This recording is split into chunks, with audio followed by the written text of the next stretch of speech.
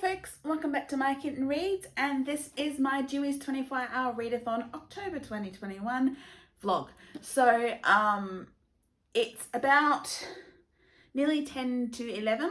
I got my time zone calculations wrong. It is in fact starting at 11 p.m. for me, not midnight. So that actually gives me other options. At the moment I'm leaning towards reading for an hour and then having a nap for an hour, because qualifying for Formula for Extreme E is at 1 a.m.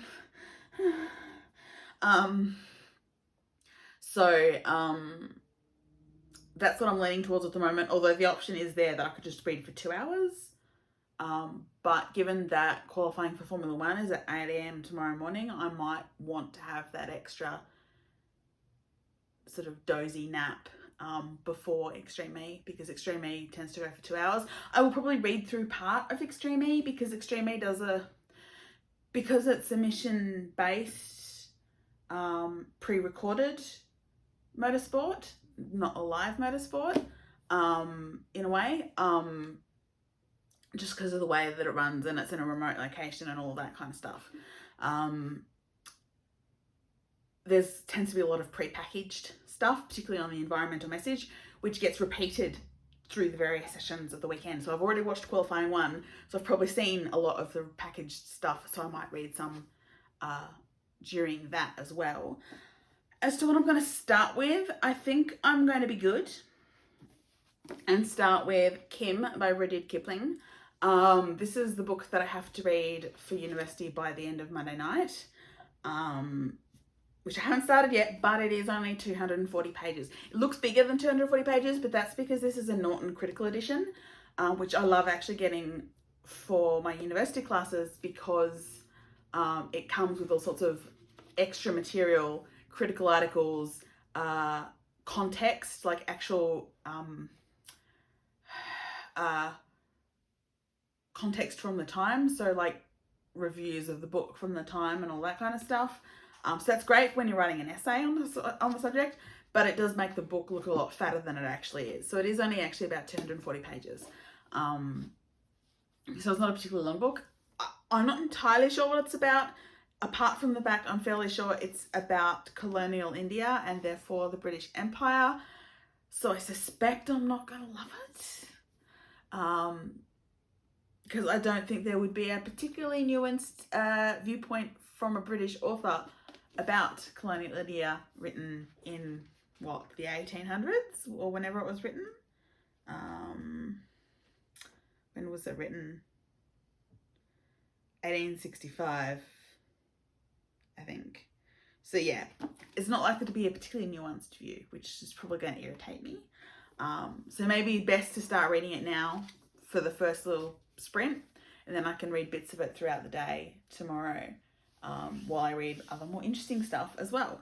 So that's probably what I'm going to start with. So I am going to go and get myself a glass of sparkling apple juice, which I had bought a couple of bottles of today. So that's going to be my drink of choice, aside from water, for the readathon, and settle down and probably read for an hour, and probably reading Kim. So that's my plan for the moment. Good morning, Readathon peeps. So update from this morning. I read for an hour last night, which ended up being about 2 chapters of Kim, and then had a nap, woke up again for Extreme E qualifying, read a few more pages in the gaps, and then this morning woke up for Formula 1 qualifying and again read a few more pages in the gap. I'm nearly 50 pages in, which is pretty good for a book that is 240 pages. So yeah, I'm now up, dressed, breakfasted. I do have an appointment at the gym in about half an hour. So I'm going to read a bit more of Kim until then. And thankfully the gym's just around the corner, but I will be taking my Kindle with me. And hoping to get through most of the second half of Upright Women Wanted by Sarah Gailey, which is the novella that I'm reading for the Hugo Awards. Depending on how long my run goes, I might actually get through all of it. That would be really good. I generally run for about half an hour at the moment because I'm just getting back into it. But we'll see how it goes. And then come back here and probably settle into something, I don't know, depending on my mood. Maybe more of Kim, maybe something completely different. Depends on how I feel after the run. All right, bye. Right, I've been to the gym and I have finished Upright Women Wanted by Sarah Gailey. It was fun, I liked it. I usually like Sarah Gailey's short fiction at least. I don't think I've read any of her longer works, just like short stories and novellas. But I do usually like her work. Yeah, it was fun and involved basically lesbian freedom fighter librarians. So in a kind of a Wild West dystopian future. So that was fun. And I've had a think, and I am going to continue with Kim. I'm currently on page 60, which means I'm basically about a quarter of the way through. And I kind of feel like I just want to, like, I'm not loving it. It's not of particular interest to me, but I need to read it for uni. So I kind of just want to power my way through and get it done, and then I can read something more fun. So we'll see how I feel as I get through this book, but that's my plans for the moment. Well, it's been quite a few hours. It's past 4 o'clock already, so I've pretty much been reading all afternoon, and I finally finished Kim. It was quite dense. Like, for all it's a short novel, it was quite dense. I didn't dislike it as much as I thought I was going to, but I also didn't really connect with the main characters very much either, so it's not something I absolutely love. But it's alright. You know, it's not too bad. And yeah. So anyway, I'm done with that. I need to have a little break because my brain is a bit fried. So I'm gonna actually probably pop something on to watch. Maybe if it's available already, maybe some of the W series racing from last night. While I make some fruit salad. That'll let me stand up for a bit and move my arms about and everything. And then I think I need to read something less dense. So I'm kind of thinking at the moment I might pick up Check Please, book 1 Hockey, for a bit of a reread, and also because it's a graphic novel, so it will be less of a strain to read for a bit. I might not read all of it straight up, but yeah, that's kind of what I'm thinking. I'm also kind of thinking I really want to at least start Legendborn because that's on the Lodestar Awards list, and I have actually read a couple of books from that shortlist this year, and this one's been sitting on my shelf for ages, so it seems like a good one to pick up next in terms of hero reading. So I might read some of that later, but I think for the moment a break, some fruit, and some Check Please to just refresh the brain a little bit. Hey, so it is 6:30. So there's what, 5.5 hours to go of Readathon. I have finished rereading Check Please, book 1 #hockey. Great fun as always, love it. Depending on how I feel later, I may pick up book 2 as well if I want to read something a little easier. But yeah, always love rereading Check Please. It's always worth it. Also read another poem out of Firefront. So it was called Native Tongue by Mojo Ruiz de Luzuriga. Sorry, I probably completely butchered that pronunciation. It's some sort of Spanish name, I think. Yeah, but so I read another poem out of this, which is I've been slowly working my way through. And what I'm going to do next is start reading Legendborn by Tracy Dion. I know that it's YA because it came in an Hour Crate. I think it's like a Arthurian retelling kind of thing with secret magic on a university campus and a girl trying to find out what actually happened to her mother.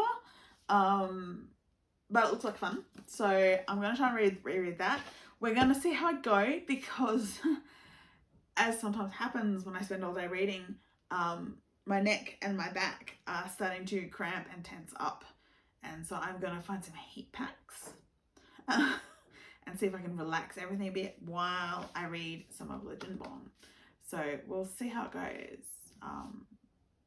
If I'm not feeling it straight away, I might go back to reading something else. But yeah, that's my plans at the moment. Right, so it's about to hit 8 o'clock in the evening. I read 8 chapters of Legendborn, so I think I'm about 15% of the way through.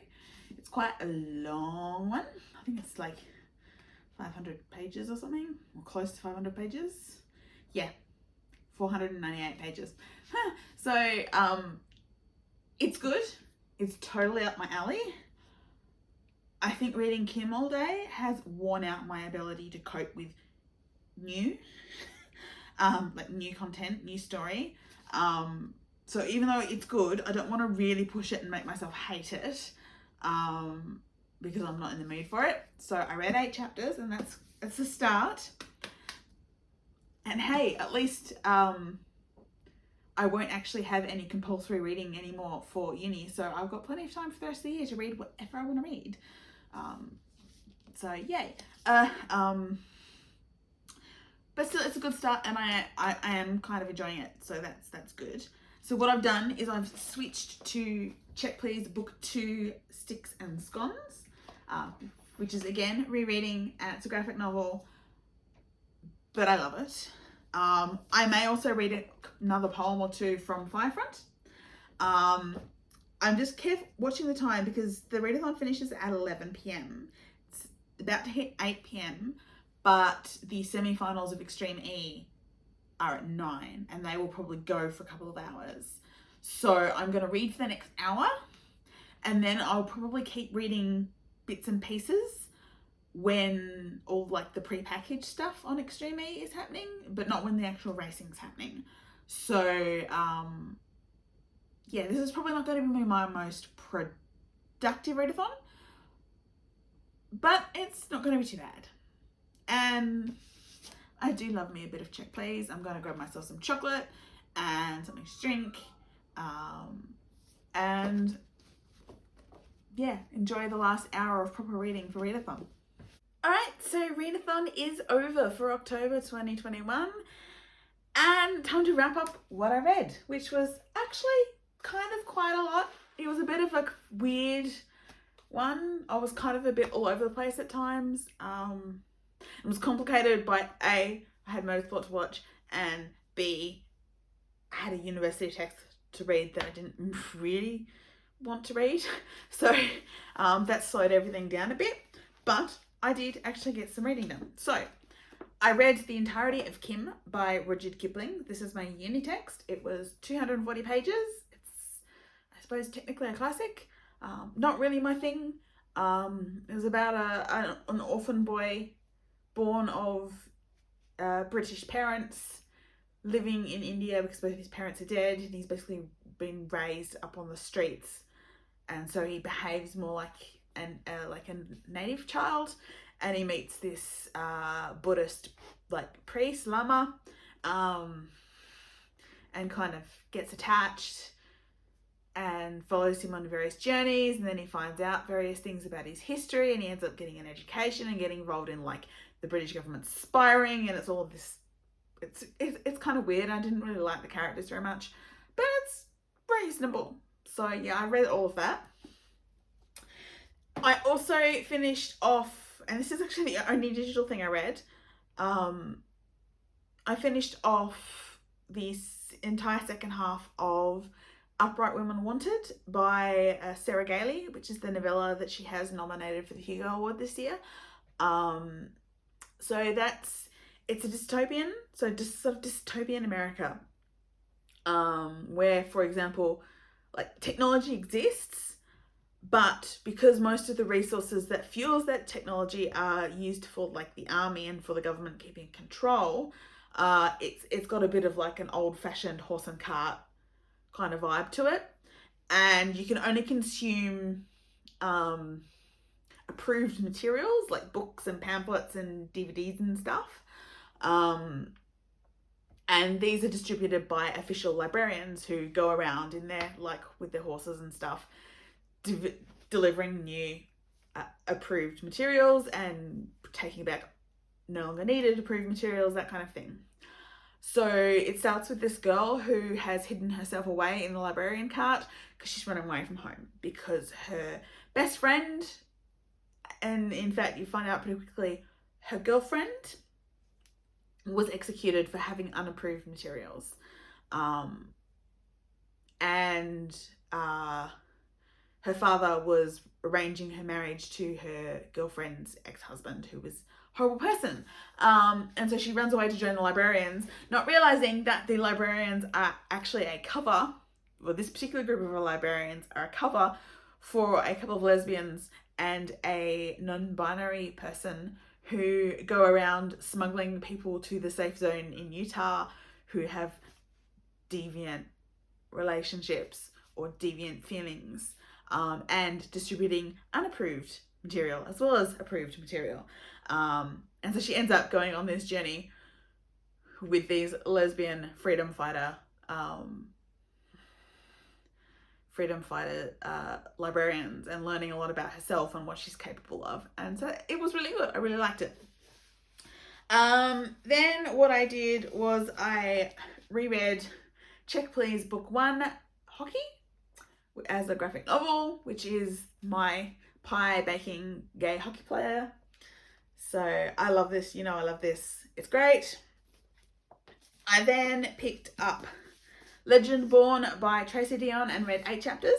So it's like 76 pages or something, which I think I'm going to like it. It's up my alley. It's got like Arthurian inspired like magic at university kind of thing, and demon hunting and stuff, with a mystery. But it was, I just couldn't cope with any more new stuff today, really. So I left it at 8 chapters and I'll go back to it later. This is also on the Lodestar Award shortlist, which is the Not a Hugo Award for young adult fiction. So I will hopefully get back to the rest of this soon. And so then, because I didn't have much time left before motorsport started, I wanted something easy that I could read quickly and that I could read in the gaps in between the actual racing side of things. And so I picked up Check Please Book 2, Sticks and Scones, and I did just manage to finish it with like a couple of minutes to go. So this was also a reread. Check Please, gay hockey players, pies, baking, love it. And in amongst all there, I managed to read 3 poems out of Firefront, First Nations Poetry and Power Today, edited by Alison Whittaker. So, yeah, they were really good. I love the poems, a lot of the poems in this collection, this anthology, because, well, it's kind of relevant to many, many of my interests. So, yes, that is what I read for Dewey's 24-hour readathon, October 2021. It would help if I could remember the year. Yeah, if you've read some of those books, would love to chat about them down in the comments. Otherwise, that's it for my Dewey's vlog this time round, and I'll see you all again really soon. Bye.